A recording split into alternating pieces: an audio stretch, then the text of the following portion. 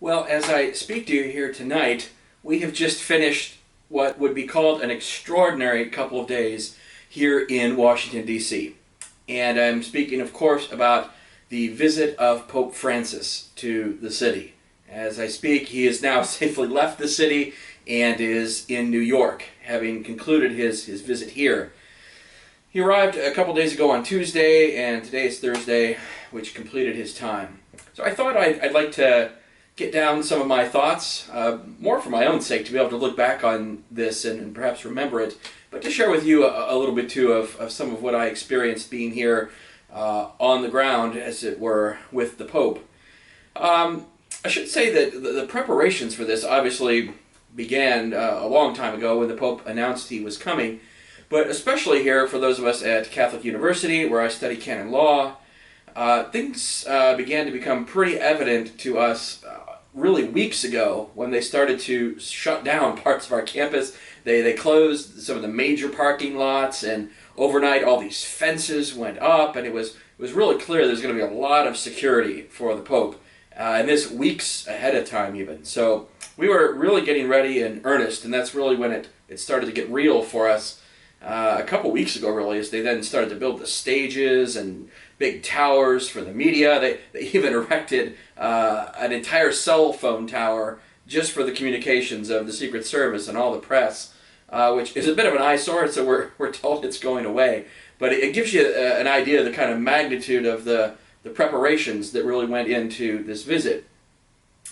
Well, as we saw the papal stage get ready and everything, we were just a day away, and I have to be honest to say that I didn't have a whole lot of expectations of anything outstanding to happen in this visit.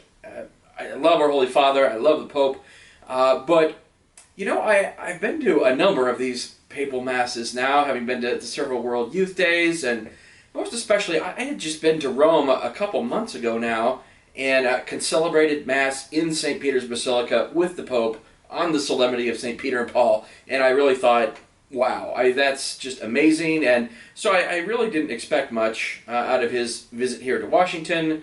I thought it'd be nice, but nothing out of the ordinary. It was going to be papal mass, which I almost hate to say that it loses maybe a little bit of its luster. But I say I had just done one pretty recently, and I really thought that was the tops. So I didn't have a whole lot of expectations.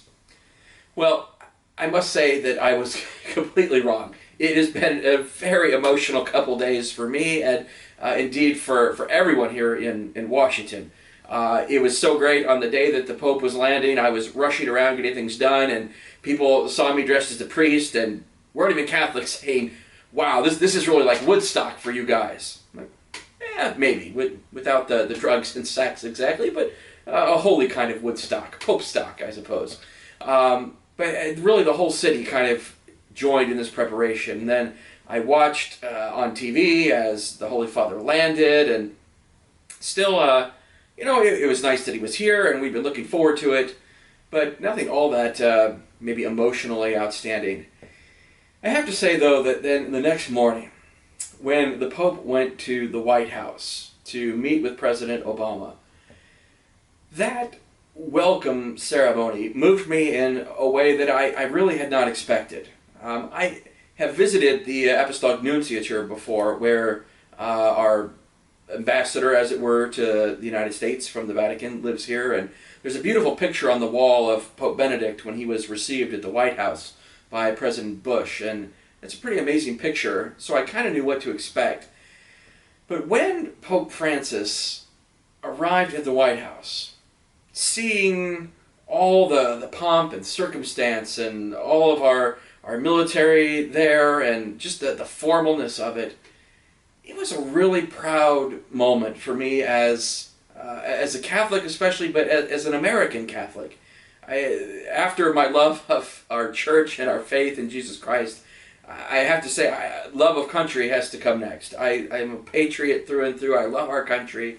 And so to see the President and the Pope, standing there, and very much the Pope being honored with this reception, it was amazing.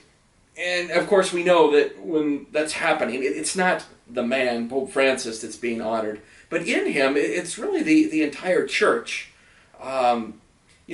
Religious people in recent days in our country seem to have got kind of kicked around a little bit to make us feel as if religion doesn't really matter anymore in our country, and it should be a private thing. And then here we were with this public display of not just a head of state. The Pope is a head of state, but it was clear he was there as a religious leader, and there was our country in its representative, our president, welcoming and honoring the Holy Father.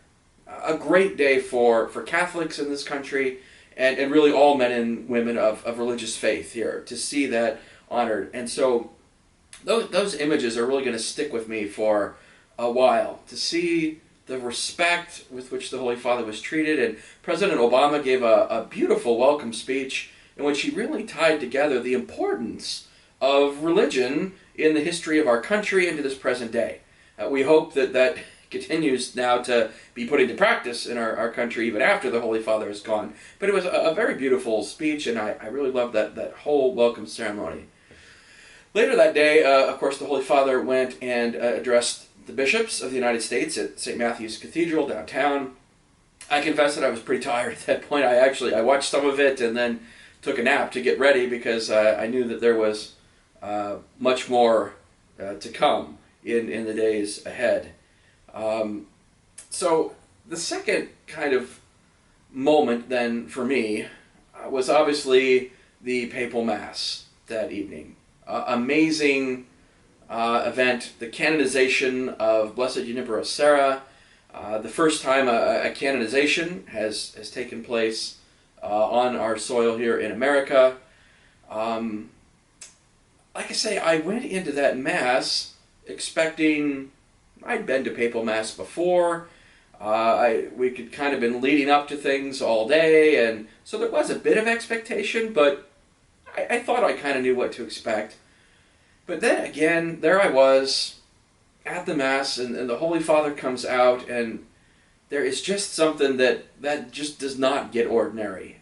To see the Vicar of Christ right there, and I think especially for me, to have him standing there in front of the Basilica of the National Shrine of the Immaculate Conception, a place I go every day and become familiar with. It's my second home here, if it's kind of my parish almost in Washington, and there is the Pope standing in a place I stand every day, and we are there to celebrate a great American saint.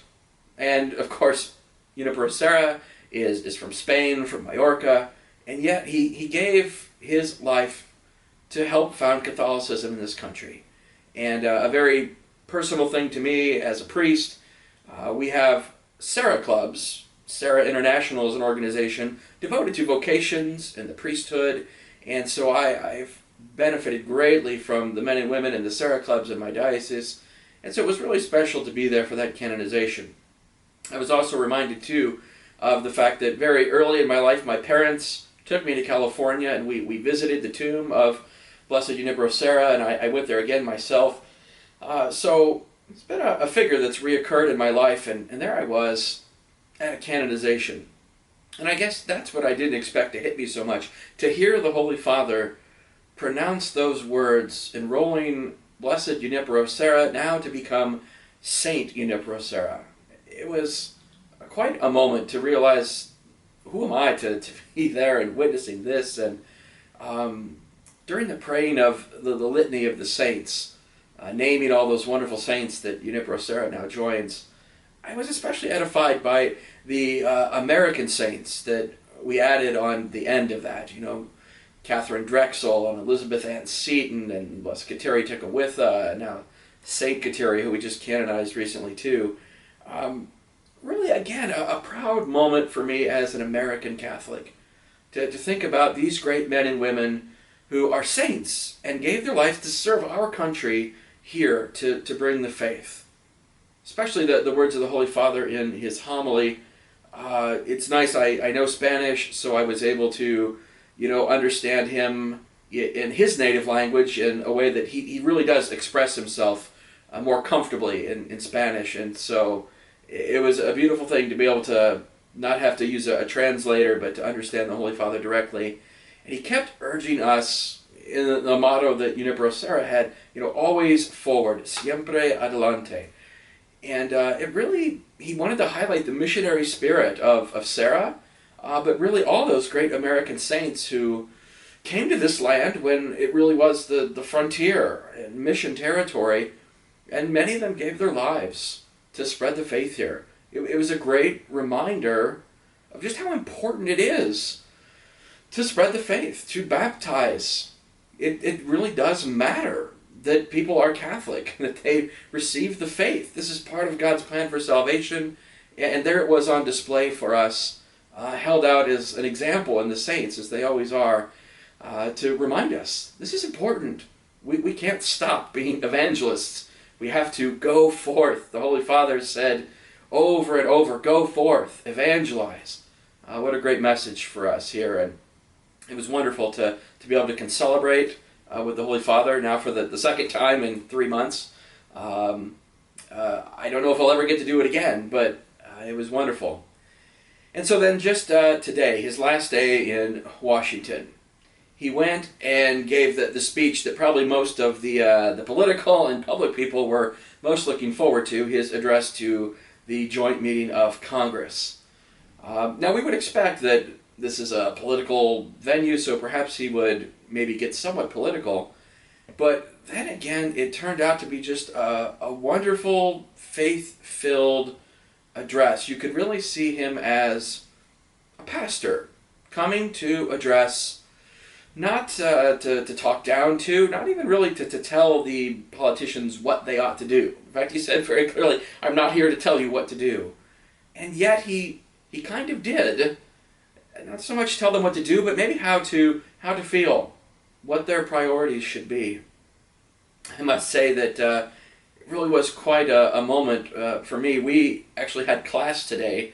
We had to go back, and it almost felt like we needed a day off. Like this was almost Easter Monday. I wrote that we should take a day off, but we had class, and so we were actually in between classes and trying to stream the Pope's address on the screen in the classroom, and I got to see just the beginning of it. And again, I found myself, maybe unexpectedly, very moved when the Pope arrived at the chamber, and the Sergeant of Arms, of course, we're all familiar at the beginning of the State of the Union. He comes out, Mr. Speaker, the President of the United States.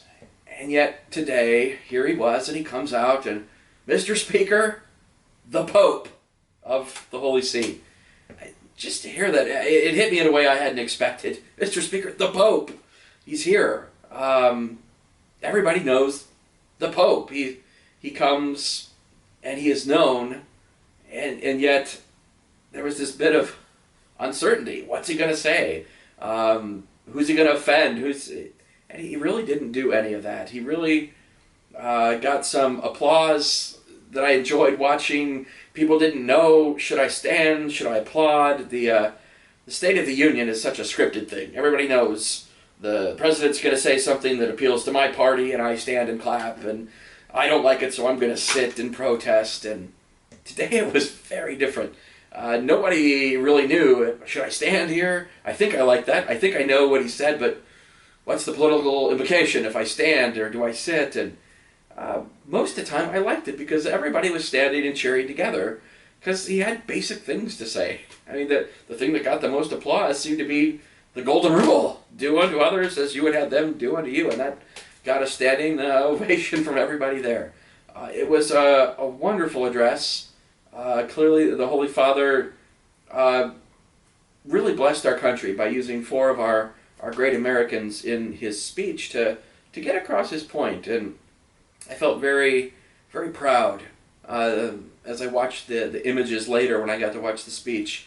I feel like I want to get a picture of that to put on my wall, of the Pope in the House chamber there with it filled. What an image. I'm never going to forget that.